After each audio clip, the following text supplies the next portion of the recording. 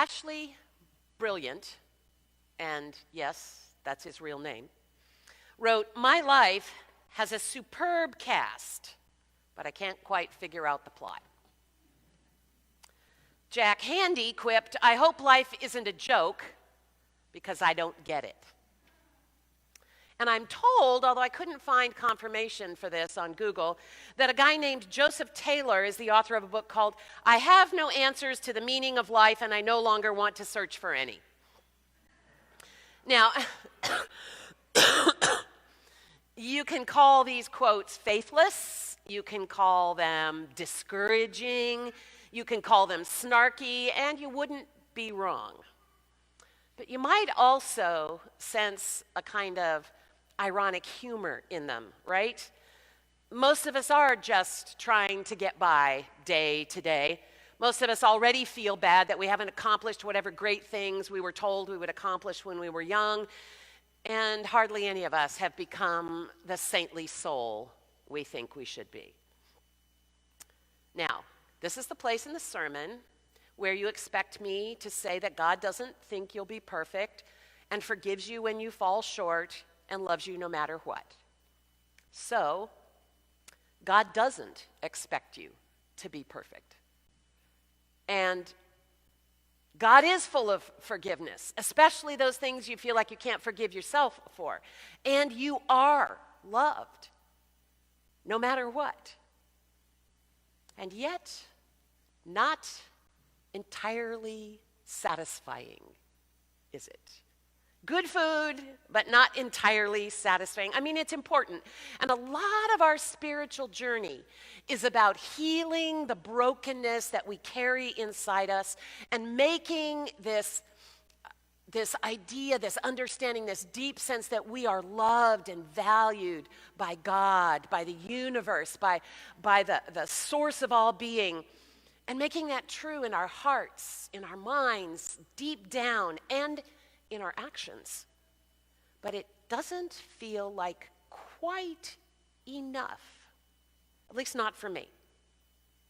Looking within is certainly a place to start. Jesus tells us the kingdom is within. You're going to find your healing within. It's not going to come from somebody or something outside you. It's not going to come from all those things the world says you need. It's going to come from something deep inside you that's spiritual. But most of us are also broken, aren't we? We can be self-serving, we can be selfish, we can be misinformed, we have nasty habits, we have ugly secrets, and our inner selves can't always be trusted. We talked about that a few weeks ago, about going with your instinct sometimes is not a good plan. And besides, just making yourself better isn't enough, I don't think. I mean, if all I do is work on myself, isn't that a form of pride or selfishness? You know, when I strip away the fancy theological talk and the hard theological problems, and I like fancy theological talk and I love hard theological problems, but at the foundation, some days my faith boils down to just this one thing. There's more. There's something more. There's something mysteriously more, and it won't let go of me, and I don't want it to. In our family storybook, we call it a Bible, we have a good bit today in crisp staccato syllables that are memorable for thousands of years and sung over and over, the grim realities of life in this broken world are laid bare for us. Isaiah challenges the people to move out of their brokenness and their darkness and march into the brilliance of God's new day. The darkness may be thick, but it is not total. Your light has come.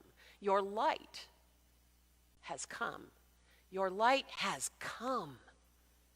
The darkness is real and pervasive.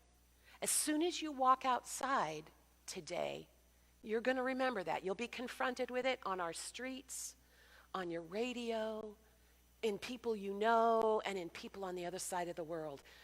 Darkness shall cover the earth and thick darkness the peoples, Isaiah said. You know, it's not new. It's not new. Thousands of years ago, Isaiah's people needed to hear that their perplexing, particular dilemma of life was known by God and understood by God, and we need that too. And yet even now, Isaiah says, there's a light shining in the darkness. You shall see and be radiant. Now there's two halves to that. You shall see the light, and you shall be radiant. You shall be the light. Yes, you. It's you Isaiah is talking about. Not just talking to, not just telling you something, but talking about you. You shall be radiant. You won't just see radiance, you'll be it. The people on whom the light has shined now see what grace is when they lift up their eyes and look around. And when they do, they become radiant. They shine out. You shine. Now, maybe today you don't feel very shiny. Or maybe last week you didn't feel very shiny. Or maybe you're just shiny because you're sweating through a really tough time right now. But you're part of a community that is pursuing a dream to shine out in the world. So you're not alone. The community we are building here at FFUMC and have been building for years and years and years is one that reflects the radical hospitality of Jesus Christ. We're on a mission together, a mission to shine the light of love and healing into the world. You'll remember that it was the people on the margins, the people on the edge, the outsiders who attracted Jesus' passion, and they in turn were attracted to him. At various times in our lives, we all feel like outsiders. We've all, some of us, been inside the circle of light, and sometimes we've been standing outside with a window or a wall between us and the light. We may look like we're all together, but we're terrified that the bottom's going to fall out any minute, and people will see us for who we really are, a big, puddly mess, and they won't like it, and they'll stay away because they don't want to get into it. So our very first risk in this series we're going to do about RISK is that of letting our true selves be seen as part of this community, this tribe, this traveling band on a mission journey. I think that's what people mean when they say they want their church to be family. It's not that they want to know every single person and all their business. And they certainly don't mean that they want you to find out all about their dysfunction, and they don't want a duplication of family dysfunction in their church family. It's more like the family bond that comes from, sharing fandom for a certain team who shall remain nameless because I'm a Dodger fan. But those people who wear red, they gather in Anaheim and they feel connected by their enthusiasm about their team. They don't check to see if the guy at the game sitting next to them has a job they love and respect or even has a job at all, right? They don't check to see if the person sitting behind them belongs to the same political party or the same religion.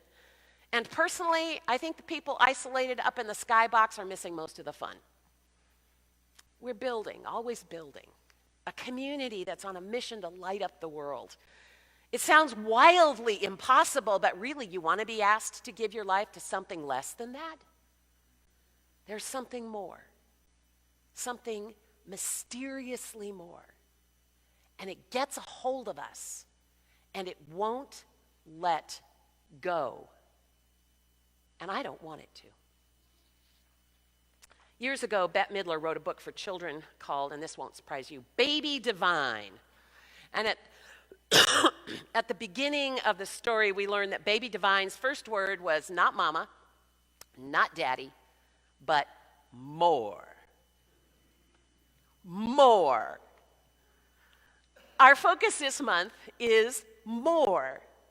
and what it means to risk something big for something good. Now hear me now. Your something is unique to you. It's not what somebody else thinks your something should be. It's a something you discover. It's probably a something you're already doing or have done, and something that may change from one life season to the next or to the needs around you. And how big is big? Your big is big for you. It may not look big to somebody else. I mean, we already know that some of the smallest things can be so big. Some of the big things that look all flashy and make a lot of noise, they can fade. You know, we have a really shining example today. She just walked in this morning, but Susan Bankhead spent more than 15 years on the staff of this church. And she doesn't have a doctor in front of her name or even a reverend in front of her name.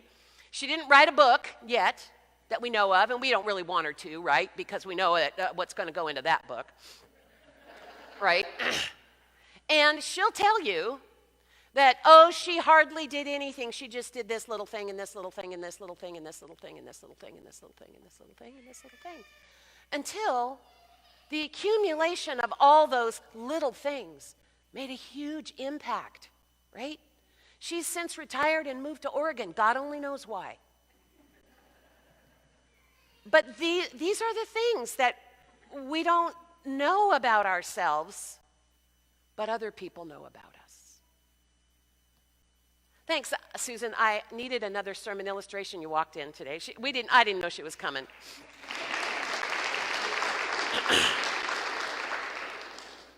I have bracelets to remind you what we're focusing on in the coming weeks. I hope you'll take one. Take one for a friend. And let them know that they can come with you on Sundays, or they can just watch online for the next 4 Sundays and learn all about what RISK means. They don't have to be Christians.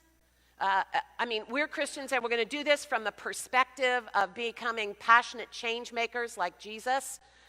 But you can become a passionate change maker, and you don't have to follow Jesus to do that. We do. And that's where we get our source of wisdom and encouragement and healing and love and inspiration. And you'll have to tune in next week to find out what R means. And then you'll have to tune in the next week after that to find out about I, and so on. Arise, says Isaiah, shine. It's not an invitation. It's an imperative. That's what the English teachers call it. It's an imperative. It's a command. The light has not come merely to rescue the chosen from their darkness. The light has come so that others will be drawn out of the darkness into the circle of light. That's why we don't just see the light. We are the light, so others can find it. Nations shall come to your light, and kings to the brightness of your dawn. Kings, politicians, governments will be drawn to the light. This is aspirational, I think we would have to agree. Your work is to find your way to arise, to shine, to stand up in the darkness, to declare in word and deed what grace has shown you, to risk your something big for your something good. And our willingness to take these risks for something good blossoms in our lives, and we come alive in ways we had never even dreamed of before. We shine. I am really looking forward to spending these next few weeks with you.